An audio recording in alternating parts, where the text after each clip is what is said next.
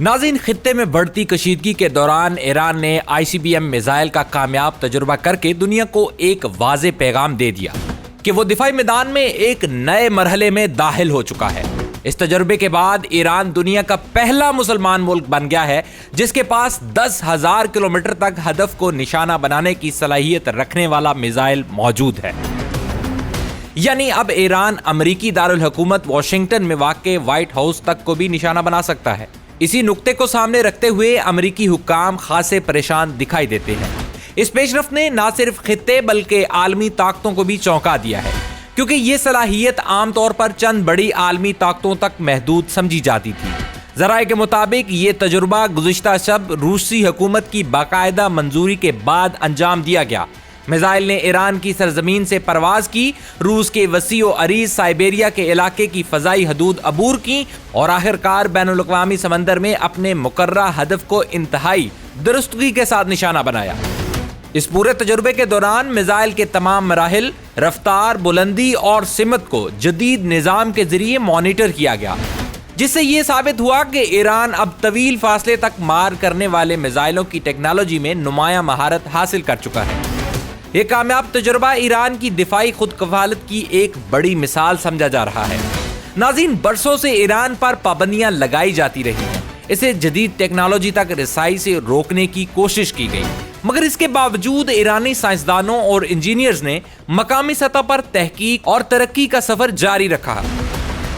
آج اس محنت کا نتیجہ ایک ایسے میزائل کی صورت میں سامنے آیا ہے جو بر اعظموں کے پار ہدف کو نشانہ بنانے کی صلاحیت رکھتا ہے۔ ناظرین، عالمی سطح پر بین البر اعظم بیلسٹک میزائلوں کو طاقت کی علامت سمجھا جاتا ہے۔ یہ وہ ہتھیار ہیں جو کسی بھی ملک کو نہ صرف دفاعی تحفظ فراہم کرتے ہیں بلکہ دشمن کے لیے ایک مضبوط ڈیٹرنس بھی بن جاتے ہیں۔ ایران کے تجربے کے بعد خطے میں طاقت کا توازن ایک نئی شکل اختیار کرتا دکھائی دے رہا ہے، کیونکہ اب ایران کو نظر انداز کرنا کسی کے لیے آسان نہیں رہا۔ عالم اسلام کے تناظر میں یہ پیش رفت خاص اہمیت رکھتی ہے کہ پہلی بار کسی مسلمان ملک نے سطح کی صلاحیت حاصل کی ہے، جسے کئی حلقے وقار اور خود اعتمادی کی علامت دے رہے ہیں۔ ناظرین، بہت سے تجزیہ کاروں کے مطابق یہ کامیابی مسلم دنیا کے لیے ایک پیغام ہے کہ اگر سائنسی تحقیق، تعلیم اور مقامی وسائل پر توجہ دی جائے تو بڑی سے بڑی رکاوٹ پر قابو پایا جا سکتا ہے۔ دوسری جانب عالمی طاقتوں اور خاص طور پر مغربی ممالک میں اس تجربے پر تشویش بھی پائی جا رہی ہے۔ ان کے نزدیک ایسے ہتھیار عالمی سلامتی کے توازن کو متاثر کر سکتے ہیں۔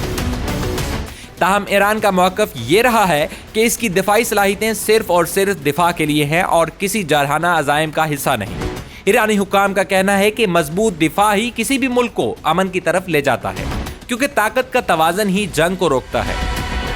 ناظرین، یہ تجربہ ایران کے لیے سائنسی اور تکنیکی میدان میں بھی ایک سنگ میل سمجھا جا رہا ہے۔ بین البر اعظمی میزائل بنانا صرف عسکری طاقت نہیں بلکہ اعلیٰ درجے کی engineering, material science, navigation systems اور ڈیٹا انالیسس کا مظہر ہوتا ہے۔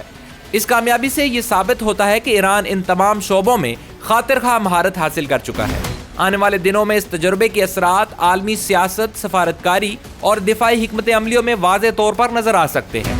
خطے کے ممالک اپنی پالیسیوں پر نظر ثانی کریں گے اور عالمی سطح پر نئے مذاکرات اور بیانات سامنے آ سکتے ہیں۔ ایک بات طے ہے کہ ایران کا یہ قدم اسے عالمی منظرنامے میں ایک مضبوط اور سنجیدہ کھلاڑی کے طور پر پیش کرتا ہے اور جسے اب نظر انداز کرنا ممکن نہیں رہ سکتا۔ امید ہے ہماری آج کی ویڈیو آپ کو پسند آئی ہوگی۔ کمنٹ باکس میں اپنی رائے ضرور دیجیے گا۔ ملتے ہیں اگلی ویڈیو میں، تب تک کے لیے اللہ حافظ۔